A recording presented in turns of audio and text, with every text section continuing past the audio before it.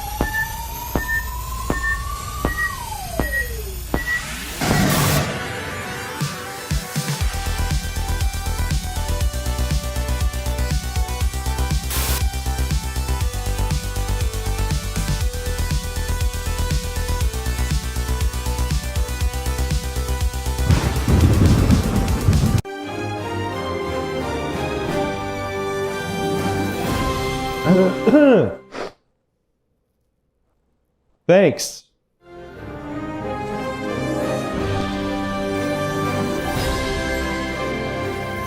People are suffering out there. Minorities, LGBTQIA plus T, everyone. I don't know what it means, but I just know I have to say something.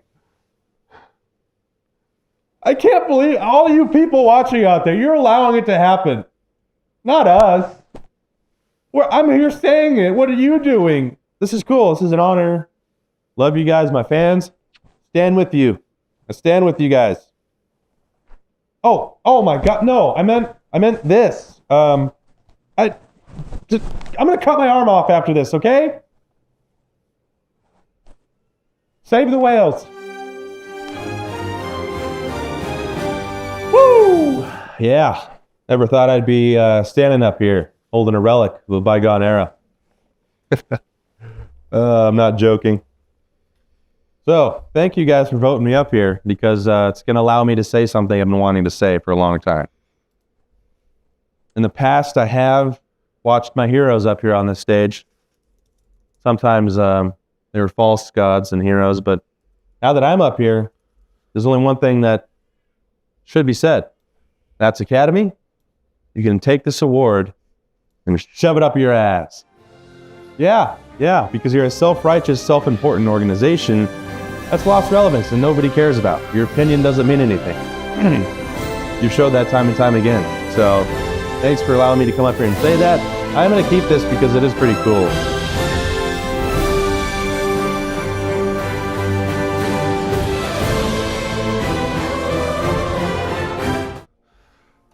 Hello and welcome to MUW Live, the Movie Explorer. I'm Michael, and today we're talking about the Oscars. Did you watch the Oscars? I'm doing a live stream about the Oscars, and I didn't even watch the Oscars. Why is that? Well, it's probably because... Do they still seem relevant to you? That's the question. That's the question that we're going to ponder tonight. And we'll watch some of the Oscar clips. We'll talk about some of the movies, past and present, maybe future. And I'll show you the greatest Oscar speech that I've ever seen. Maybe you know what I'm talking about, but if not, you'll be enlightened. It's the greatest Oscar speech that's ever been given. Can't wait for that. So I was a little bit late coming into this. I'll make this brief because admittedly I'm a little frustrated. Had major problems, was trying to stream to another platform. It wasn't working. I'm gonna have to get into that later, or myself, not you guys. And I spilled the beer that I was drinking all over my stuff right here. And of course it's like a dark beer, so stains, stickiness, who knows, all over my stuff. Luckily my laptop's off to the side and it wasn't all over that. So yeah, off to a great start. But here we go. This is my Oscar right here. And I guess you guys already saw my Oscar speech. And I'm hanging out with Will Smith, just to let you guys know. Since we, we're not going to be at the Oscars anytime soon. So, if you happen to be out there and you did watch the Oscars or you didn't, chime in. I want to hear what you think about the nominees, about the Oscars in general, maybe your favorite year, etc. I think my favorite year is kind of biased, based on the movies that were involved, which I guess should be normal. As far as this year, if you aren't aware, the nominees for Best Picture right off the bat were Anora, which, spoiler alert, that won. Emilia Perez, A Complete Unknown, Conclave, Nickel Boys, I'm Still Here, The Substance, Dune Part 2, Wicked, The Brutalist. Again, I'll be honest, the two movies that I've seen in that list were The Substance, which I recently saw, and Dune Part 2, both of which I really liked. Dune Part 2, I'm not like a huge Dune guy, but I enjoyed that one and the sequel. I've only seen parts of the original, David Lynch's version. I've never seen the full one. I don't know, just from the clips I saw, I'm not like a huge David Lynch fan, so not that I don't think he's, a talented artist or was a talented artist, R.I.P. I just, he's never been for me. I can appreciate his style, though. David Cronenberg, for example, is someone who, for some reason, I kind of equate them to be similar, even though they're not. He has his own style, and he's an artist in the same way, kind of the way some of his movies are, especially. I feel like his latest ones are like less mainstream. They're more lean into the artsy, like, God, what was the one with Viggo Mortensen, which he's worked with him a couple times, but the most recent one where there's like people with ears on their body and stuff. I'm blanking on the name. That one, I really like that movie, but it's not a mainstream movie. It's way more artsy. Yeah, so why I'm talking about the Oscars right now, and I haven't even seen most of the movies on that. Why is that? Well, that's kind of the point of what I'm getting at here is, as a whole, I mean, the film industry is changing, but specifically the Academy Awards, and they have tried to make improvements certain years. Like, there's some really bad years a couple years ago. But overall, I still think they're missing the beat, They're, and I guess to some level they've always been like this, but it just seems like, who makes up the Academy, right? I don't even know the exact answer to that, but I know, like, actors, directors, writers, all, a big mix of them. You can be a part of the voting Academy, and who knows who else. Like, does that include studio people, executive producer types? I'm sure it does, but I really don't know. Whatever it is, it's just they're out of touch. The Academy is like the grandest award ceremony, right? And who do these people make movies for? It's not themselves. I mean, to a very small extent, maybe, but for the most part, that industry, it can't survive without the mass audience. The general public, us, so to speak. But this award ceremony, that's the grandest, it's the biggest, it's the most important. It just doesn't seem to represent what the people actually, the soul of the people, I guess. It just represents the same people that are making these movies that may or may not be successful as a whole to the audience, which is the whole point of a movie, right? You're making it to tell a story, but you don't want to make something so, I don't know if bad's the right word, but something that doesn't resonate with people, where it's just like a self-serving movie. I mean, of course those get made, but that's not what you want to strive for. And it seems like the Academy tends to reward more of that, less of movies that people actually like, that kind of as a conglomerate agree that, hey, this is a good movie. It had all these great things in it, which you can go Oscar categories, for example. This is what the people thought was the best directed movie. This is what they thought the best edited movie was. Granted, the general public doesn't fully understand stuff like that. What impact does an editor have? A director? I mean, I guess some of it's obvious, makeup and special effects, but it just doesn't seem to serve the whole audience, the main point of a movie, which is the audience. You know, what the movie's trying to express to them, the story it's trying to tell. It just has seemed out of touch, and it's always been that way to an extent, but a lot more palatable and acceptable to most people, which is why it's only recently that, you know, it's been catching on that more and more people are like, the Oscars, I don't even care. I'm not even going to watch it. Who cares? And me as a filmmaker, granted living in my mom's basement making movies as an expression kind of deal. Not that I'm, making money off of it, but if you grab a camera and film something and then edit it together, you're a filmmaker. That's the only requirement that makes you one. So I make movies, and I don't even watch the Academy. I haven't watched it the last couple years. And I knew going into this one, I wasn't even going to attempt it. Aside from the fact that the movies on it, I didn't necessarily care about. I know if you've seen these movies, you're like, but The Brutalist was so good. I'm sure it is good, and I will check it out at some point, but it's nothing on the list was like jumping out at me like it has in prior years. Like I said, Dune Part 2, I thought was awesome. Expertly made, loved it. Honestly, it's not a movie that I'll care to watch too often. Like, I'm just not a Dune person. I don't know. But great movie. I would watch it again. Like, if I was like, oh, you never seen Dune Part 2? Yeah, I'll check. Yeah, let's go watch it. Kind of thing. But I'm not going to go. There's movies out there I could watch every week, every day, in fact. The Substance kind of is that way too. I thought it was great. I love practical body horror effects, horror movies. Actually, Demi Moore as an actress, I really like her. I hadn't seen the filmmaker who made The Substance, Coralie Fargeat. I haven't seen any of her other movies, but I'm kind of intrigued now because definitely had a aesthetic and auteur vibe to it. Margaret Qualley, I don't know. Once Upon a Time in Hollywood, that's really the only thing I remember her from. She's relatively new. She was great in the movie, though. Dennis Quaid, actually. And that movie was a standout for me. His role, he killed it. I can't even believe, what is he, like 70-something now?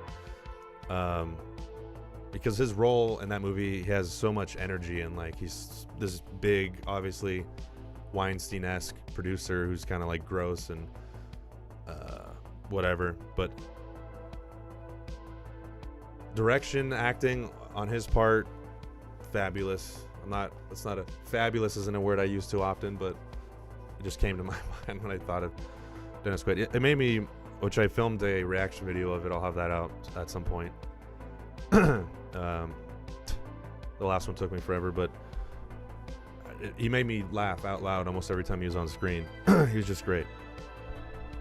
But having said all that, it's not exactly a movie I would care to see again too often. It's not a movie like The Thing, for example, well known for being like, this is the gold standard of practical effects that essentially we'll never get to again. Movies like The Substance kind of, at least they're trying to do that. I could watch The Thing every week, I would want to, in fact.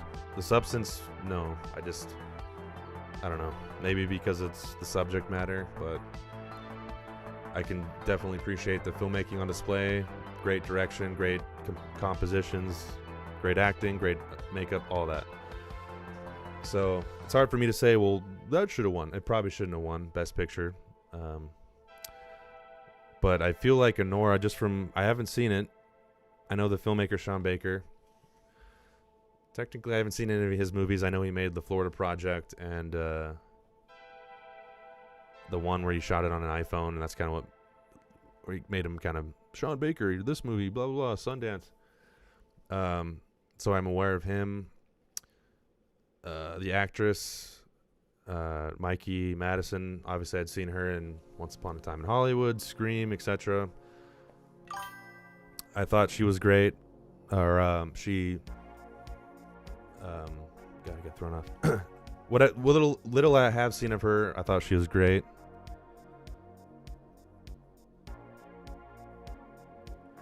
Represent 2.4 million jobs and 186 billion in wages, plus people like yourself are able to bank on them after the fact with videos like this. Sounds relevant to me. Yes. me talking about this, it's not to say that that's not valid, that I'm trying to shit on people's jobs or something. It's more of the fact that as a whole, like, take people's jobs away. You can still work without an award show. You can still do the job. You can still make movies without awarding yourself. You know, it's not necessary. It's by the way, essentially all award shows, the whole point of them is, again, to make money. It's to sell advertising. If you took all that away, you think they'd still do award shows? No. That's the whole point of them, is to make money, sell ads. So if nobody watches it, they're not going to make as much money, which to them matters because that's the whole point of it. But you can still have, art and commerce, it's a sliding scale with movies, and it's always a battle to still, keep the soul of the art while still making money and keeping the industry alive. But essentially what I'm saying is the Academy Awards, if you're going to award something, it just doesn't seem as sincere if it's...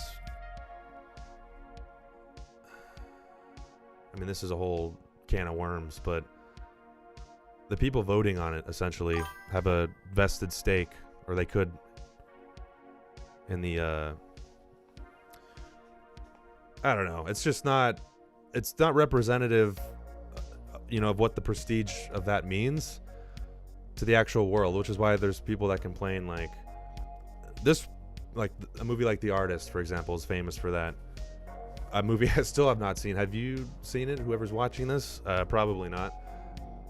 That movie won Best Picture, and it was like, huh? How many? Like 100 people saw this? Like probably half the people that even voted on it saw it.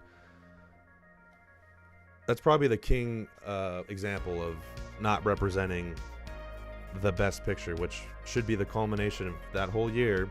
What movie was so great and multiple facets that's Best Picture? Was that The Artist that year? No, absolutely not. Prime example of that. But the people that vote on these Academy Award movies, oftentimes, again, part of it could be like an inside popularity contest. And you hear about Oscar campaigns and fundraising and all this. That just doesn't seem like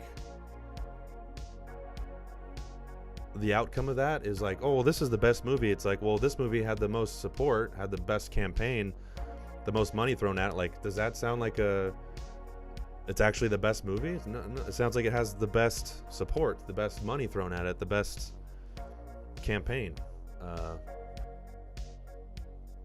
which sounds political to me, because it's not always the best man that wins. It's who has the most, can drum up the most support and money. And actually there's stories of, Harvey Weinstein, the boogeyman, doing just that with, Shakespeare in Love. Kind of, which is another example, like that movie won over Saving Private Ryan. Like, that's insane. Why? Because it had the best campaign and the best support behind it. It was not relevant to what people actually cared about or thought. Even the people in the industry itself, as a whole. And it just degrades it. Because the Academy Awards are known, even people that don't care about movies, they don't watch them, they're like, Academy Awards? Yeah, I know what they are. Like, it's in people's minds that's the top level awards for movies. That means something. And if you continue to degrade that, it's just not a good thing for the industry or anything. And wow, this gone on way longer than I thought. Thank you, Michael Vega actor. You got me on a rant. I forgot even where I was at before that, but man, it's just frustrating because I wish it wasn't like that. There was a time when the Oscars was very important to me. I wouldn't miss it for anything, and I never did for a long time. It's also very evident when something wins for pure political reasons, and that doesn't also seem sincere. It's just like, what had the most click-worthy message? That's the film that's going to win, so they can get on the stage and say something about it. When it comes to speeches, and I'm going to show some examples, but people going up there, like, it almost seems like, what? Like, why are you bringing that up? You won a movie. The movie you won for is like about something totally different. If you're going to bring up some political thing, or like this movie was about this, underserved community, whatever it is, I think that's fine if it's related. Like, this is why I did the movie, blah, blah, blah. But if it's like you say something completely different just because you're out there with a microphone, I just think that's, honestly, it's a little disrespectful to the award itself and the ceremony, because you really want to do that? You don't need the Academy Awards stage where they're awarding you for this, whatever you did for the movie, to do that. Like, especially with the social media age, just make a tweet. There you go. You said what you wanted to say. This moment is for this movie, this whatever role you had in it, to celebrate that. And hey, we thought you were great. Oh, what's that? You want to beat us over the head over eating cows and stuff? Like, in my mind, that's just disrespectful to the whole thing. And of course, when you do that, only a small percentage of people, even people that would agree with that, they probably don't even want to hear that,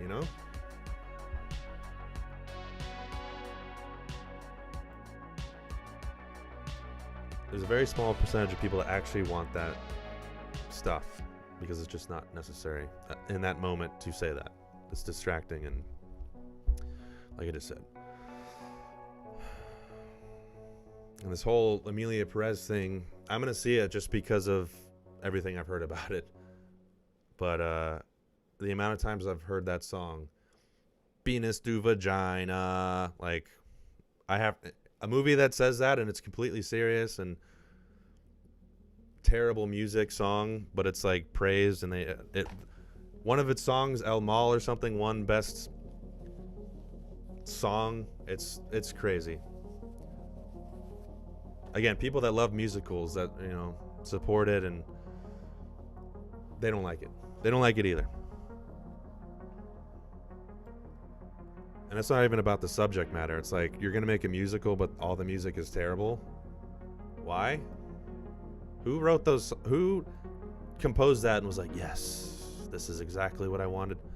It just seems like a hack job that they're like, well, this is a weird musical. I don't even know. Nothing's flowing through me. I guess penis to vagina. Like, what the fuck is that? I know. The funny thing about that movie is all those songs in it that are terrible. Like, you could have made the same exact lyrics, but actually made it sound good, and that didn't happen. Which would have better served the movie? If you have a catchy song, how many examples do we have of that? A catchy song with maybe a good beat, good riffs, whatever, but just terrible lyrics, and nobody gives a shit because it's like the song, the beat. It's everything except the lyrics that they like, and you're doing the opposite. I'm going to make you want to rip your ears off, but have lyrics that, even if you agree with them, it's not good songwriting. I'm not a big musical guy, but I love the Phantom of the Opera. I think it's a good story, but also it has fantastic music. Why did they get Andrew Lloyd Webber to write that shit? Probably because he was like, this is fucking terrible. I don't even want to touch it with a 10-foot pole. Good luck, guys. This French guy knows what he's doing.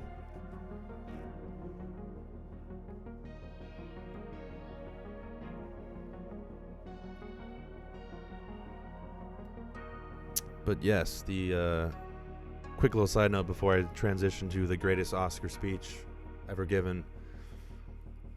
The Academy It's just an award show that they sell advertising, essentially. It's not necessary. No award show is necessary. It has nothing to do with the industry. The industry would be just fine without it. It's just a tool to make more money and to potentially have the movie that wins make more money because, hey, it won 5 Oscars. Come see it. That's the only purpose of it. I don't think it's a true marker of merit. You know, this is the best in this category. That doesn't mean fantastic people, artists, films don't win, because they absolutely do. But I don't think it's its prime goal. And it's tainted in many years by other reasons. More recently, more so.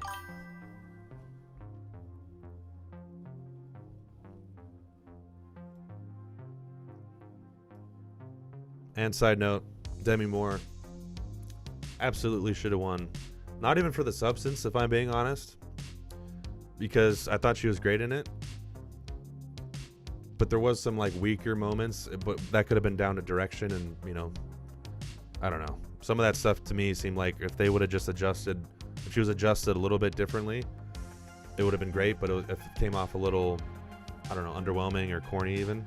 Like the moment where she's like making the food, if you've seen The Substance, and she's like, oh, she's like making fun of herself, so to speak, saying all these things on a talk show. I made you, you know, she's just, I don't know. Some of those moments seemed a little not great to me, but, and some other moments. As a whole, great performance. You know, I love Demi Moore as an actress. She should have won just like how other people have won in the past, where it's like, okay, you've been in the industry so long, you've been nominated, and you've never won. We're just going to give you this one. That should have been her, because she may not get another chance. No, like I said, I haven't seen Anora. Mikey Madison probably was great in it.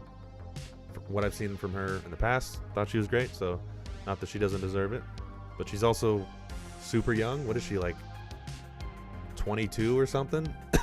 She's got plenty of time ahead of her. Just to be nominated at that young age is good enough. There's something to be said about that. Why did Anora win Best Picture? A movie about a sex worker and versus these other movies. I can't say for sure because I haven't seen it, but just on the subject matter, I don't know. Is The Brutalist a more profound movie? Probably.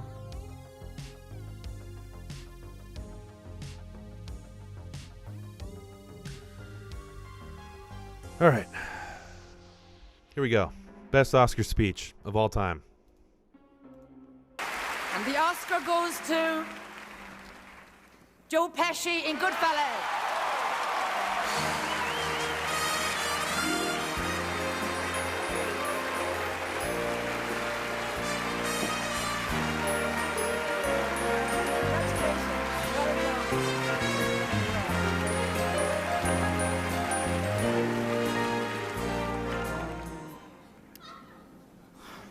Oh, it's my privilege. Thank you. Yes. Yeah, Pesci. That's how you do it. My privilege. Thank you. Off the stage. No 5-minute speech. No thank you to 100 people. Not necessary.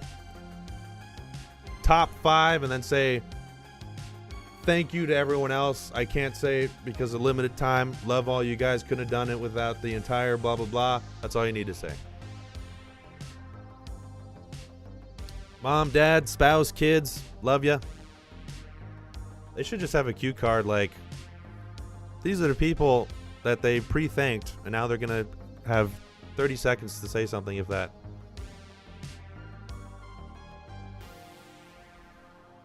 He respected people's time. It was his privilege. Thank you for the honor. Out. That's how you do it, Pesci.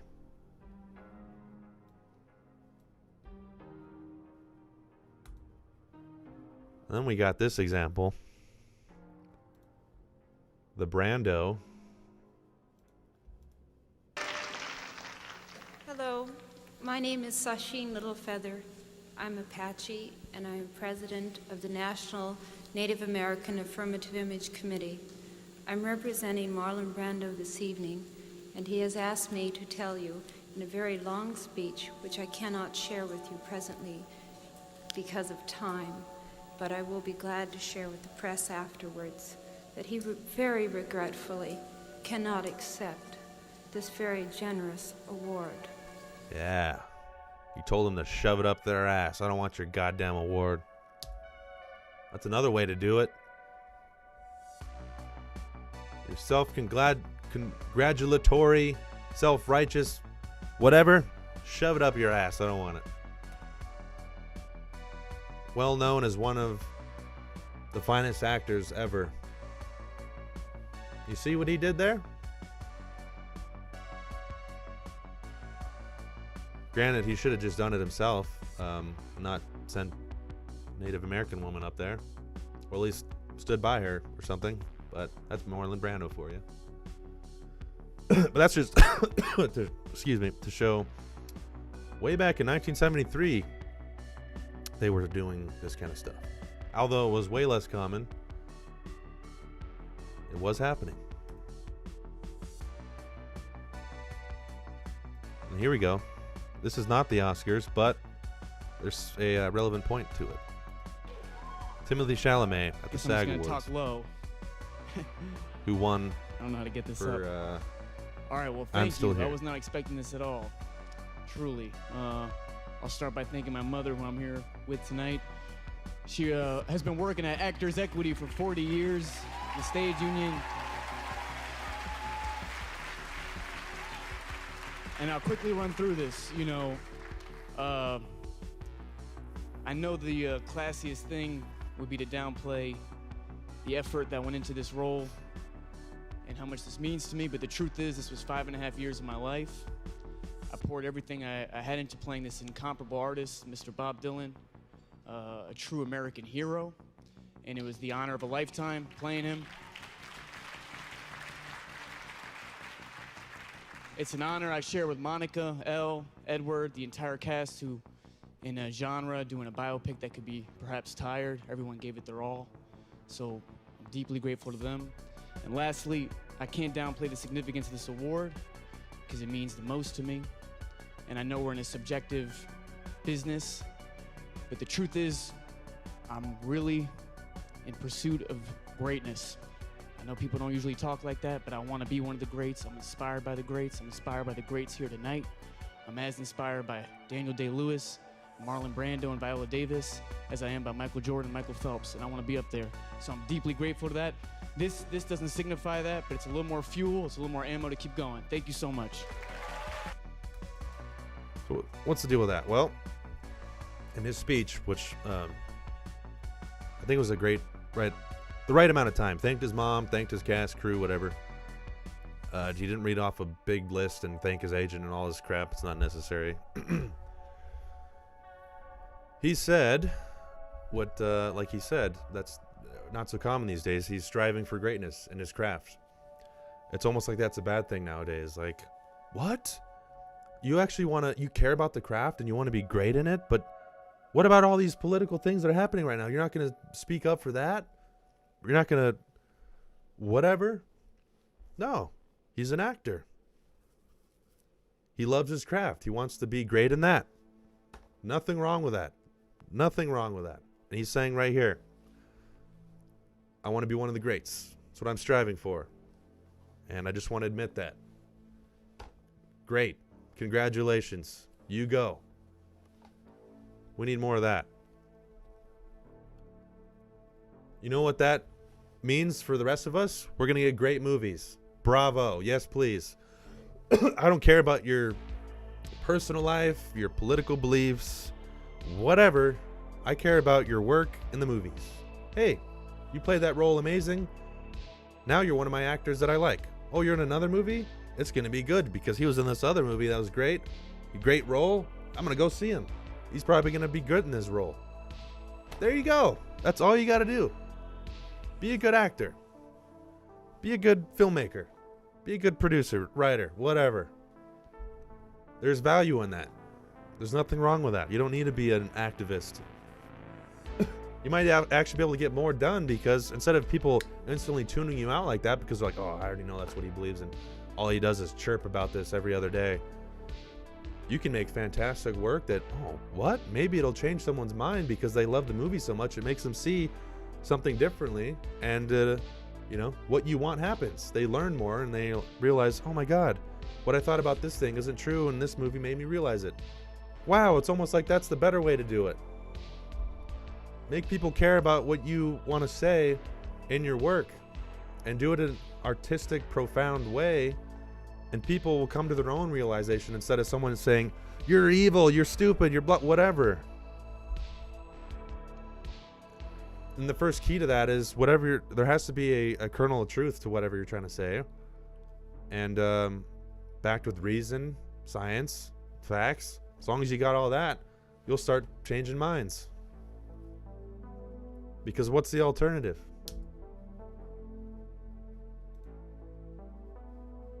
Here's a bad example.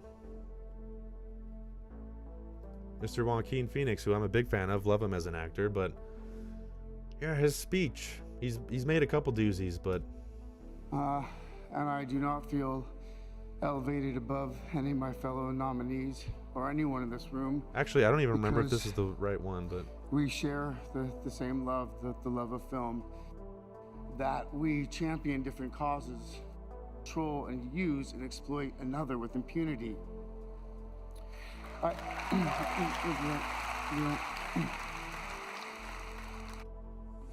The belief that we're the center of the universe.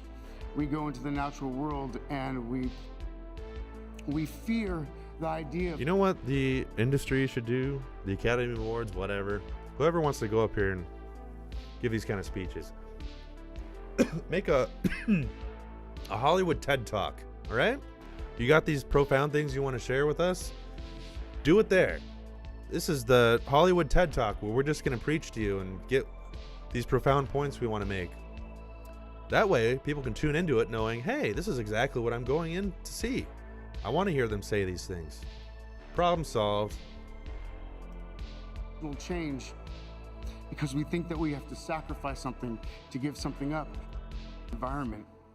Now, I've been a scoundrel in my life.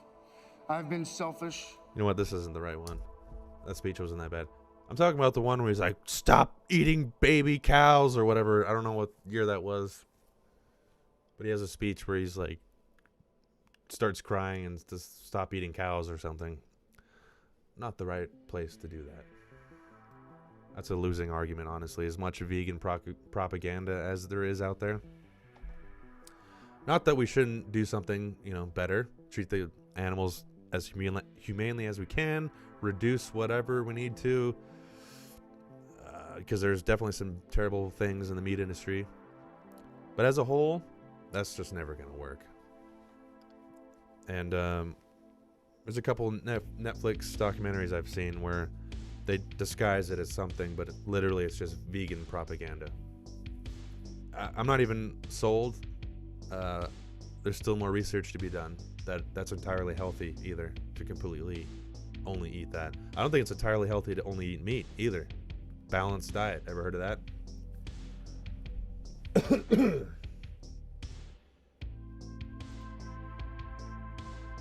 Oh, speaking of the Oscars as a whole, luckily it wasn't as bad as it has been with these political jabs in the past. And this is one of those things where it's like, it doesn't matter what side you're on. It's just not a good practice in general. And depending on the topic, you may not have the whole story, or you might be proven wrong in the future, but you're just hitting people over the head with this, and it's just not... All the information isn't always there, and you can be proven wrong, or like, oh, that belief was slightly wrong. That's part of the fallacy of doing that, depending on what it is about. But this is, from what I've heard and read and watched, this is like, the highest extent, which wasn't that bad at all. Welcome back to the 97th Long Form Content Awards. You know, Pretty good joke, Anora's Conan. having a good night. Yeah, that's great. Yeah, that's great news. 2 wins already. I guess Americans are excited to see somebody finally stand up to a powerful Russian.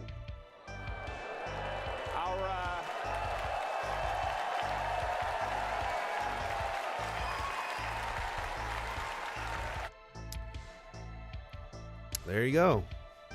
Joke about standing up to a powerful Russian. What is he talking about? I wonder what that is.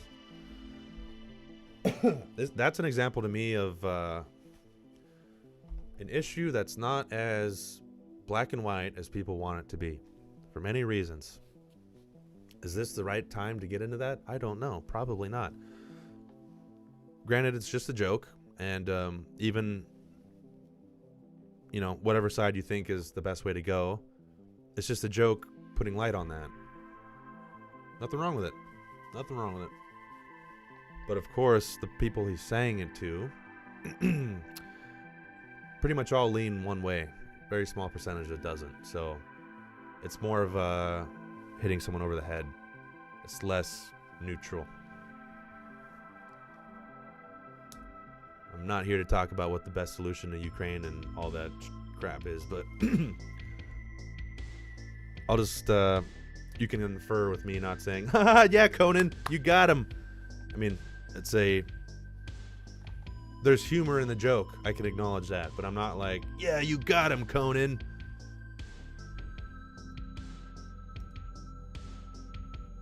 Again, it's not black and white. So many issues are not just black and white. And why do they want to make it black and white? Because it's just easier to sell it. It's not so good to be like, well, this is important, but you know what? There's so many right points on the other side, but then there's this one. It's just easier to say, no, you're evil, you're wrong, you're stupid. This is the way to go. So much easier to sell that than the other way around, which is why it's done, which sucks because it just hurts everything.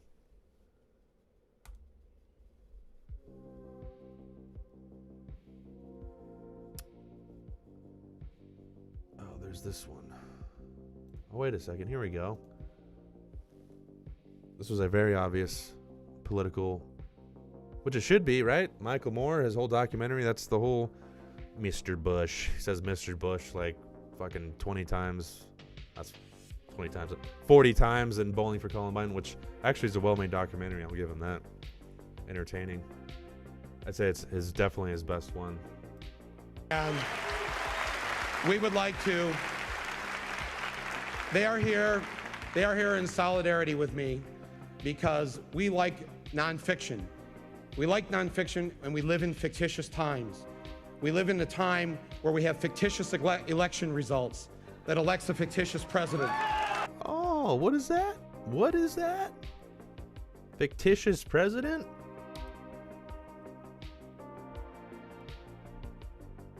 You know, one thing you should be able to do, no matter what side you fall on, is just to point out hypocrisies, especially when they're so heavy.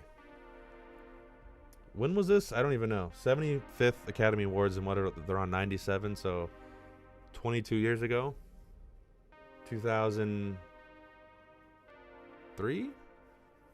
Yeah, quick math there. 2003. Way back in 2003, people saying that elections were not right, stolen, fictitious. I thought that was only a recent thing that perpetrated by one side. This is spoken by someone who is firmly neutral. Firmly neutral to the extent that no matter the subject, topic, whatever, I try not to go into anything preconceived. Of course, I have preconceived notions that are just there, but I try not to let that influence, you know, the topic at hand. Don't follow any political line. I don't care what everyone else does. If I don't agree with it, I don't go with it, period. And there's things on both sides, since we're a two-party system, whether we like it or not, that I do not like. Both now and in the past.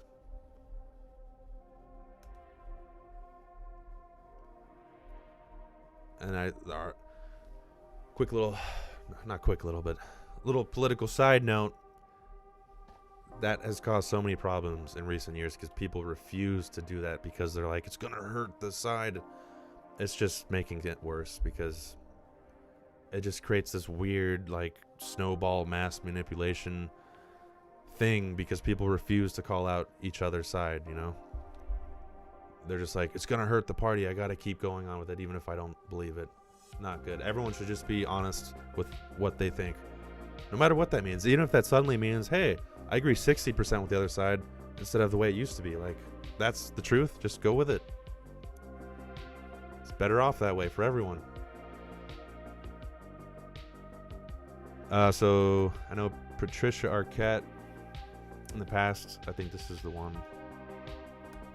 Every woman who gave birth to every taxpayer and citizen of this nation, it's our time to have wage equality once and for all and equal rights for women in the United States of America.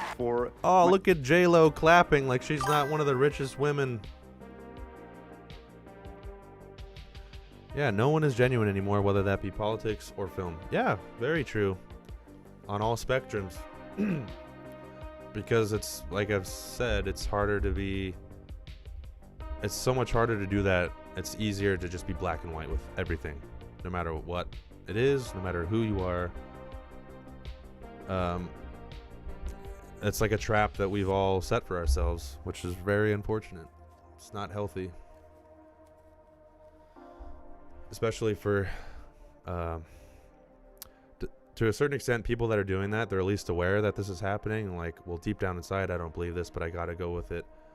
The real problem is these new generations who don't have that set yet.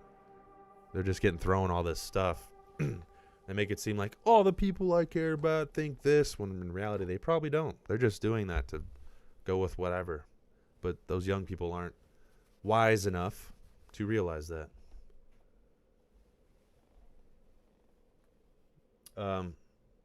Yeah, wage equality. Obviously, yeah, it's important. Has there been problems with that? Yeah. It's kind of weird. Not weird, but when... If you're talking about wage equality, okay, the average person thinks, hey, I'm working at this office job and this guy's making 80 grand. I'm a woman. And which, how many times is this actually true? I don't know. I don't have the stats. I don't know. It's hard to believe, you know, stats and studies and anymore. Where are they getting these studies? Who made it? Who's to say that it's not just some AI fucking formula thing that they're like, hey, see, this is the study. That's just all fake. Another problem with the world, but let's just say, yes, absolutely true. Male who makes 80,000 in an office, but this female doing the same job, which honestly I think is very rare. Same job, mind you, not some other job. Same job, makes 60 grand. That's a way bigger deal than someone in Hollywood saying, this male actor made 10 million and I only made 2 million. Oh no, only 2 million? Oh shit, let's get you on the poor line to get the soup. Like, that's the when people say like these people are out of touch, because okay, I can see that. $2 million, you still made... That's just an example, obviously, but there's Jennifer Lawrence is a big case on that. She was complaining about that, even though her salary was in the millions still. It's definitely more complicated when the only reason these actors are getting paid that is because there's a perceived tag associated with them. Like, hey, this actor's going to draw this much money for us, so they can negotiate this price. That doesn't have anything to do with your sex, your gender. It's like, hey, Chris Pratt's hot right now. He can do this. Jennifer Lawrence, she's not really hot right now. She was at one time. They're just not going to pay you the same because you're not going to bring in as much perceived money. Perfectly fair to me. Nothing to do with your sex or anything. It's just like Tom Cruise, for example. Pretty fair to assume like he's the main draw to anything that he's in above anybody else. So he can claim or ask for these big salaries. If you're a female in a Tom Cruise movie, I'm sorry, I don't think you're gonna get as much money as Tom Cruise. Anyone have a problem with that? I think even these people that are like, quality, they'll be like, oh yeah, Tom Cruise, I ain't even gonna touch that one. That's just the reality of their industry specifically. It is not the same as like an office job that has that disparity. Obviously, that's a real problem. Which is, again, it just shows being out of touch when they're like, equality for wages. I only made $2 million. I should have made $5 million.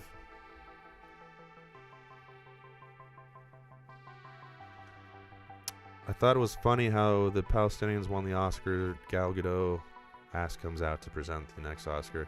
I wouldn't know because I didn't see it, but that is indeed, I don't know if funny is the right word, but it's, what is the right word for that?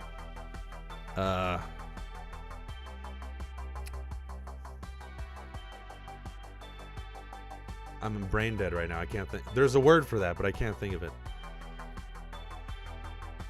I wonder that had, yeah, I'm sure that was intentional now that I think about it. Because they're like, oh, this film about Palestinians is going to win, and we got to put a Jew there afterwards. Israelite. Is Jew offensive? I don't know. To me, it just sounds like a good word. As long as you're not, depends on how you use it, right? Jews call each other Jews. I'm a Jew. But for some reason, that just seems, I don't know. Actually, speaking of that movie, stay tuned. Alejandro, you make great films. I don't remember you making a political speech, but I guess maybe you did. Sidetrack. Since you mentioned that, I have that right here. I'm curious to see because I didn't see it.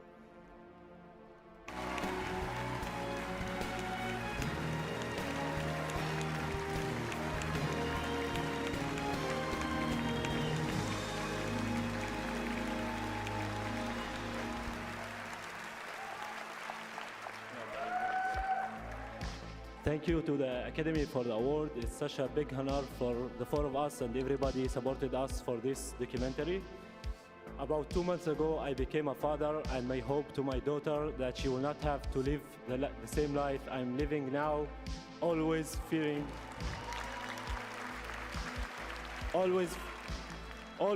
settlers' violence, home demolitions, and forest spill displacement that my community, Masafriyatta, is living and facing every day under the Israeli occupation. No other land reflect the harsh reality that we have been enduring for decades and still resist, as we call on the world to take serious actions to stop the injustice and to stop the ethnic cleansing of Palestinian people.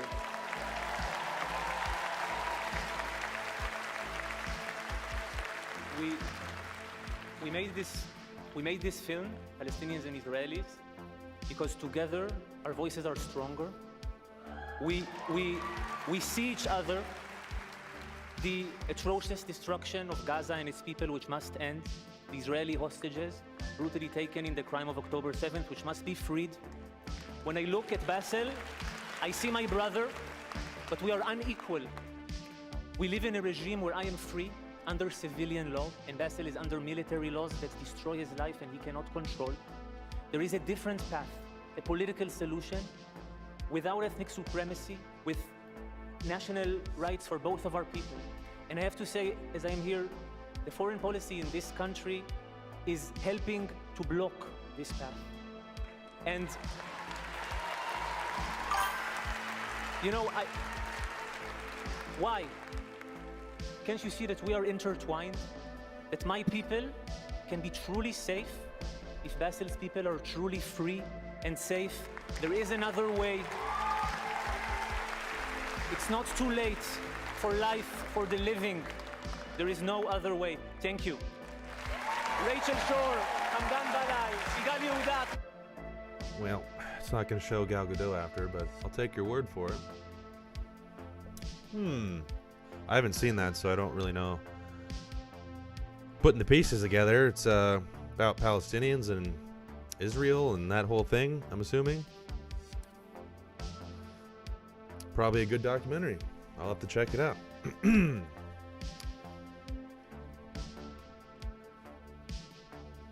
Kind of funny that I don't think it's any secret, but a lot of Jewish people in Hollywood who historically have a certain way about things. And, well, I mean, the speech they gave, it wasn't really, I wouldn't say it was too over the head on anything. It was just, that's another situation. It ain't black and white. Both sides, they got a problem down there. Both sides don't want the other one there. Simple as that. Doesn't matter what they say. They just don't want them there. If both sides don't want the other side there, how are you going to ever work through that? I don't know. I would say it seems like the one side, I could see points on both sides, because one side has vastly more resources, technology, whatever, support from the world, but the other side has a major problem with how they're choosing to deal with that. But it's like, I don't know. What do you do? I don't know. Both sides need to agree on something, that's for sure. And they just can't seem to agree. I don't know. There's a whole history with that. There's historical, if you want to say like the historical, who was there historically? I mean, it's called Jerusalem. I think that's all you need to know. And it has been that way. And there's been many cultures who have tried to get that land. White Christians from Europe, Arabs from all over, Sahaladin, I can't even say his name, Sahaladin, you know, the Crusades, and then of course the Jewish people themselves. Many cultures have fought over that land. But if you want to talk about, I don't know, it's the way things are. There's something set up. They just need to agree to something, and they both can get their land. The problem is they don't want to agree.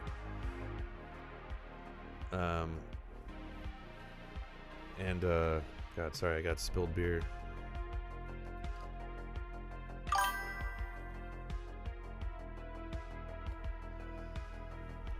Really, it's like, it's such a complicated thing. What do they do about it? What does the rest of the world do about it? I don't know, because you can be like, you know what? Enough's enough. We're carving out this land for you guys, and we're taking a little bit away and adding it, and we're making it even. Neither side's going to really want that, because at the end of the day, they don't want each other there, period, for whatever reason. The majority. Obviously, there's people on both sides that don't want that, but there's also hardcore people on either side that do. I don't know. Do you see me out there say, this is what we got to do, guys? No, because I don't know what the hell we got to do. They should be able to figure their own shit out, though, without anybody else.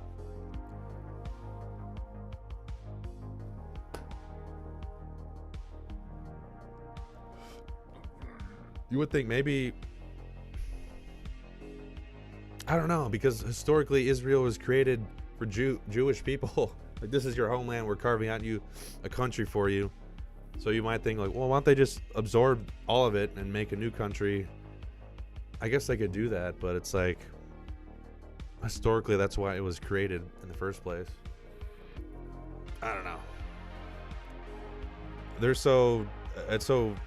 That whole situation, it's so fucked up, because the way things have been done, terrorism in general, it's I don't think you can get that out of somebody if that is their mindset, where they're gonna do those things in the name of whatever. And you know, traditional, what you think about terrorism, it's so hard to root that out of someone because it's ingrained in them from a very young age. And it's religious, which is like very hard to break, if not impossible. The only way to do it is to stop future generations from doing that. But then how do you do that? That's the problem. You get rid of a terrorist, you just create two more. Like, if you get rid of a terrorist and they have a family, what does that mean? It means their children just become, the males are going to become more fight the same cause, essentially. It's just a losing battle. So it's like, I don't know. I got no answers for that. I don't know anything about this documentary. It's probably good. I'm sure it's biased. Does that mean it's bad? I don't know. I have to see it. I know usually what I see on both sides, they're both biased. I mean, they both leave out information. Seems like one side usually does that more often, but because at the end of the day, they don't like each other. They're never going to like each other. What we really got to stop is these atrocity outbreaks from happening, and just make sure they got their shit together in the sense of they can function without anything else, and nobody's, I don't know, I don't have all the information. Talking about a subject I don't know much about, honestly, all the nitty-gritty details.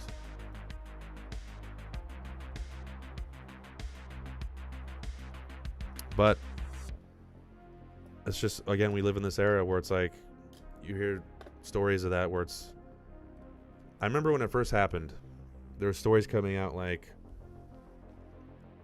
this amount of people died, their babies were being burned alive in their crib, and just horrible stuff.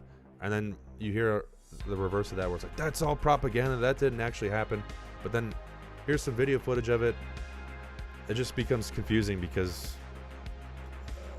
I'd say both sides are probably trying to manipulate you, but one side's trying to do it more. In general, let's just say that is 100% true. It happened. I lean towards it did happen because it's just not surprising for the hatred that they have for each other. That is fucking terrible. Obviously, I don't care what your cause is. If you're doing that, it's over. Your cause means nothing because that's disgusting. Disgusting. There is no cause where that's worthy of that. Like, your worst enemy does not deserve that.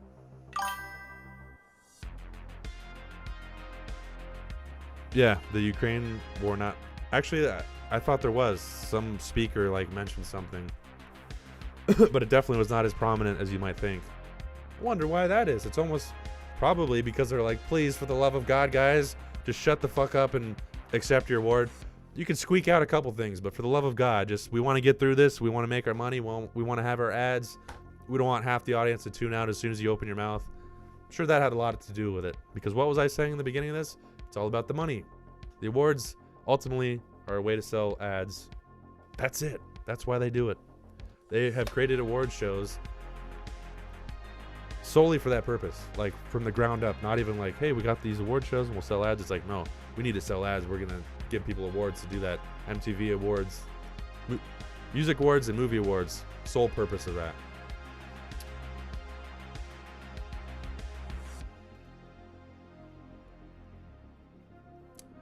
I won't even show this one, but Kieran Culkin, during his speech, he mentioned he had a bet with his wife if he won an Oscar that they'd have 2 more kids or something. It's just a message that's not often propagated anymore on a stage like that. Basically, family. I don't know. It's a good thing. I'm not a religious person.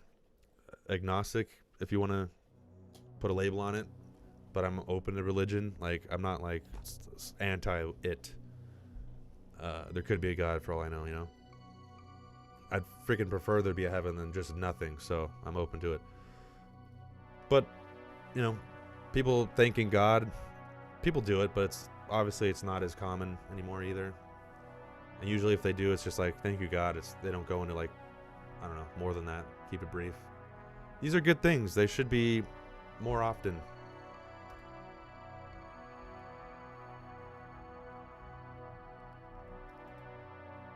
Some of these I just want to share because I didn't actually... Zoe Saldaña, I'm a big fan of hers. She won. Honestly, out of her fellow nominees, I'm glad she won because I'm a fan of hers. For a terrible goddamn movie. But she won. You know, from the clips I've seen, she was at least her acting seemed pretty good. She was giving it her all, which she always does.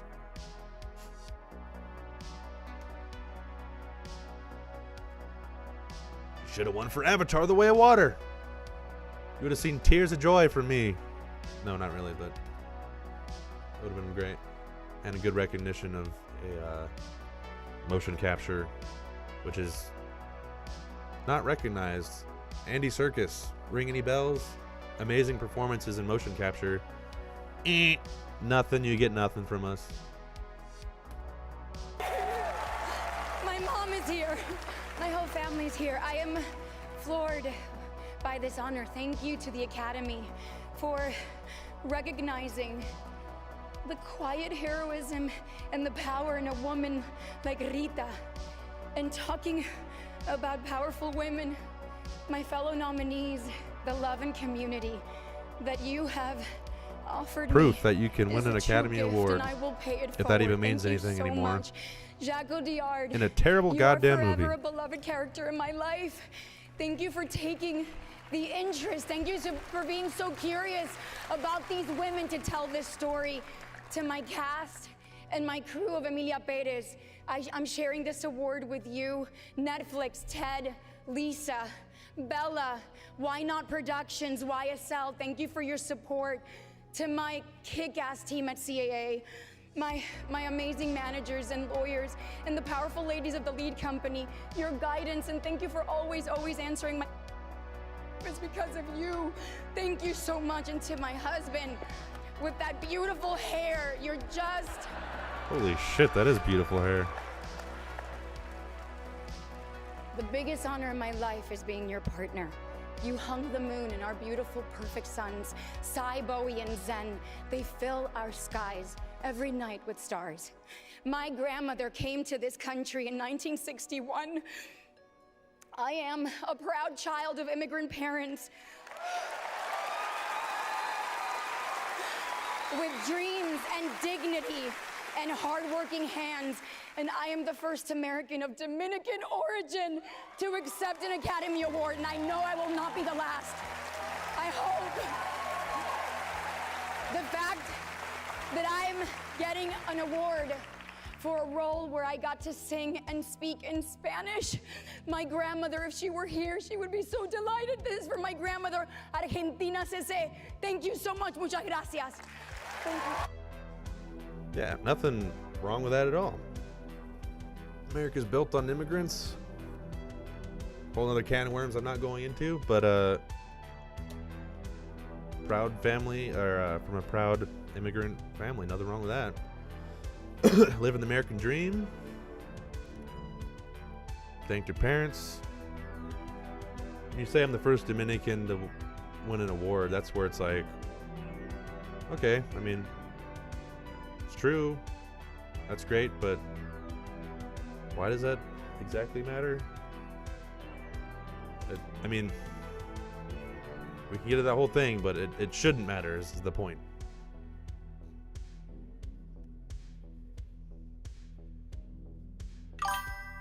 Yeah, exactly. She could have been so much more preachy, like, I'm in a proud immigrant family. There's the immigrant. You know, she could have gone into a whole speech about immigrants right there, but she didn't. She chose the better route for what the ceremony is, to just say, I'm from a proud immigrant family. Nothing wrong with that. And it's not preachy. Even saying I'm the first Dominican, whatever. I don't think it really matters, but that's not preachy either. It's just saying a fact, I guess, when you look at statistics. I'm really happy that she didn't, actually, because it's, you know, I'm a big fan of hers. Not that I don't know. She just shows the right path.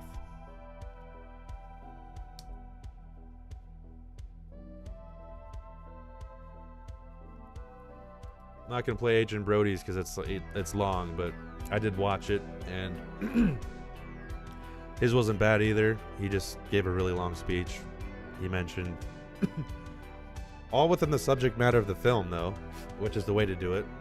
Being an immigrant coming over from the Holocaust, he mentions, you know, that. So a little jabs at it, if you will, but nothing. It's all related to the film. Nothing preachy. Great way to do it. He had a heartfelt speech.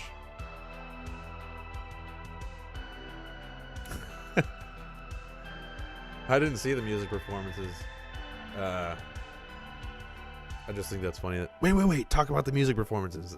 Say how they sucked. I don't know if they did because I didn't watch it. I didn't watch the show. It's kind of funny because of what I'm talking about. I didn't actually watch it. Is it relevant? No, not to me because I didn't even watch it and I'm talking about it right now. I just watched some clips.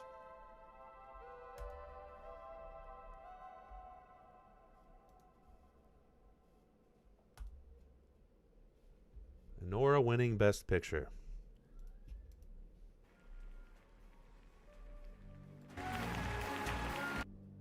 Oh, wow. Okay. Thank you guys so much. Thank you to the Academy. We made this movie for $6 million, shooting all on location in New York City with about 40 crew members. They're all back in New York. The best thing about that film winning is just the whole indie film thing. You know, keeping indie film alive or whatever. Then again, there's multiple cases of big blockbusters that probably should have won because they're not just blockbusters, but they were actually great movies and didn't. It goes both ways. You want blockbusters that were very successful that happen to be good to win. You want these indie films to win. This is for you guys. Thank you so much. We made this movie independently. You're trying to make independent films. Please keep doing it. We need more. This is proof. I just want to thank Tom Quinn and Neon. I want to thank Glenn Bazzer and Film Nation, Focus Universal. I also want to thank my parents who are here tonight and my sisters. They've supported me this whole way.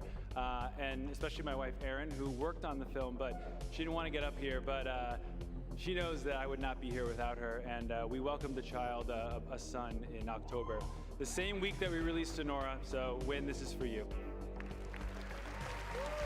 Hi, I don't know how this can be real life. This is really an incredible, impossible journey for the past 10 months. And honestly, I'd like to thank my mom, my dad, and my sister Jojo, to our small but mighty crew and our ridiculously talented cast led by the amazing Mikey Madison. We made this with very little money, but all of our hearts. To all of the dreamers and the young filmmakers out there, tell the stories you want to tell. Tell the stories that move you. I promise you, you will never regret it. And one last thing, I want to thank the Academy for recognizing a truly independent film. This film was made on the blood, sweat, and tears of incredible indie artists, and long live independent film. Yeah, okay, thanks.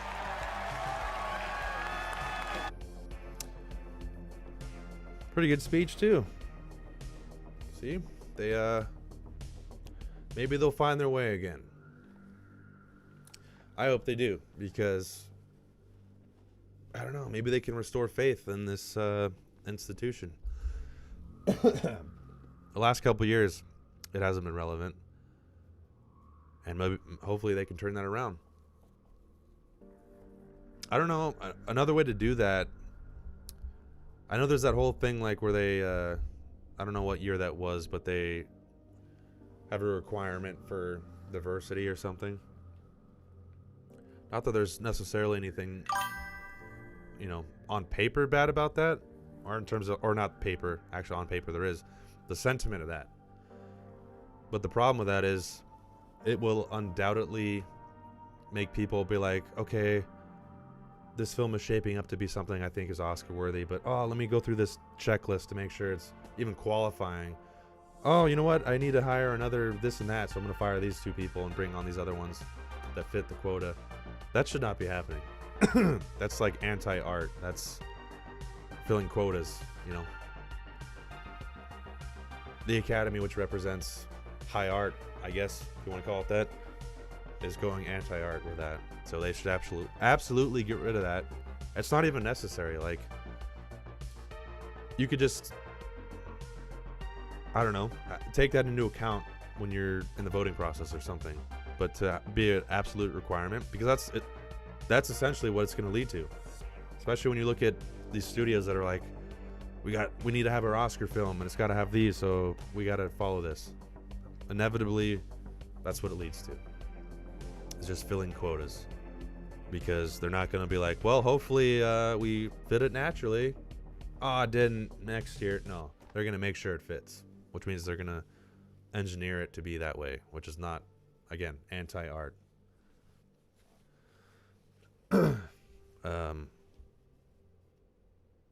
Yeah, hopefully they can turn this thing around and make it more relevant.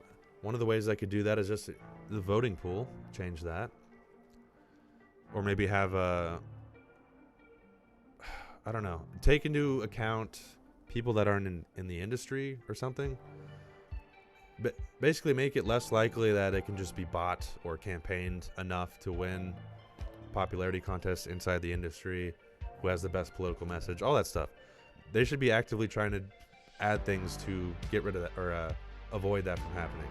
That's how they could make it more relevant. Just look at those things to try to avoid these outcomes that have been happening the past couple of years, which make it not relevant. That's probably what I would... Yeah, well, art over sales, that's in an ideal world. That's on the studio level, essentially never going to fully happen. It just can't, because it's, like I said, it's a fine balance between art and commerce. They always got to be battling, which is probably a good thing, but I'd say commerce usually wins, which is one problem with it, especially in the studio system, and that's why you get all these remakes, reboots, franchise movies, because commerce usually wins, especially the past 10 years. And that has all kinds of side effects. But you end up getting this like regurgitated snowball effect because of that. Because people they identify with franchises. They like franchises, but it's not a good thing to just ride that wave, because you get burnout, you get just bad movies. Basically, you need to satisfy an audience that is ever changing, that likes these franchises, but at the same time, they don't just want to keep being spoon-fed that. Which is why these often fail. And just, it's hard to keep up with that. You know, the Marvel's into that. They're essentially falling off the map after the Infinity Saga, because they're just trying to feed the beast, feed the algorithm, and they're just been flopping. You got to bring the art back to that if they want to see it, save it. They just need to do that as a whole, bring the art back to it. As much as people want the easy way out, they still want original ideas. They still want to be surprised, and they just haven't been doing that lately. And the award shows, OSCARS, which is the pinnacle, has not been helping that. Not representative. And it could be, audience choice. And not the Oscar audience, not the people in the industry. Maybe they should have some kind of audience choice, like American Idol. Call in now and vote for your film. Why not? Have an audience choice. That'd be a great way to show the difference there, too. What the people actually liked and what these Academy idiots are voting for. There you go. That could be a path to the right thing. Create an audience choice award. We're literally... Well, I guess if you phoned in, you could have a lot of fraud with that. They verify their identity, and they can vote for their movie that they should win Best Picture. Actually, every category. Why don't you just do an Academy, audience choice, every category. You can see the... what was the word? Disparity? The difference in that? I think that's a great idea. And that would help them. Alright, this went honestly way longer than I thought I was on this topic, so if you've been watching or you join in, especially if you've been watching this whole time, Punis, I know you've been on for a while. Thanks for tuning in. Appreciate it. I had a bad start to this. Spilled my beer everywhere. It's still sticky. I don't know. It's been kind of a whirlwind, honestly, because I was very flustered when I got in this, but this is great. So if you joined me, thank you. You didn't chime in enough. No, I'm just kidding. Academy has some work to do. I'd say they are not relevant right now. The ratings show that too. It's unfortunate because like I said, for the longest time I would not miss it. And it's kind of like little soul crushing that my opinion on it has gone to this level where I just don't care. Part of that's the current way the film industry, the movies getting made. I don't know. The magic has been lost a little bit. And in all areas, the magic has been degrading. And that's unfortunate. Hopefully we can pick it back up just in time for AI to completely destroy everything. So that's another thing that's going to be happening. AI.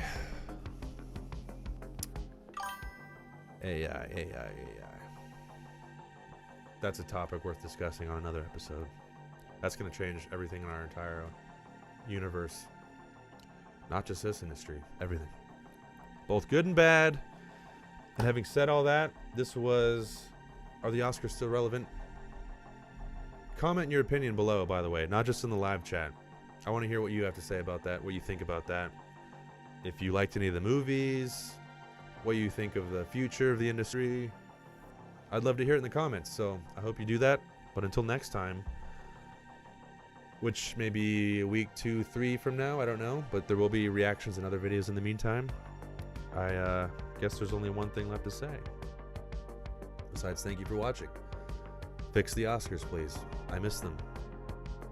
That's it, man. Game over, man. Game over. What are we gonna do now? What are we gonna do?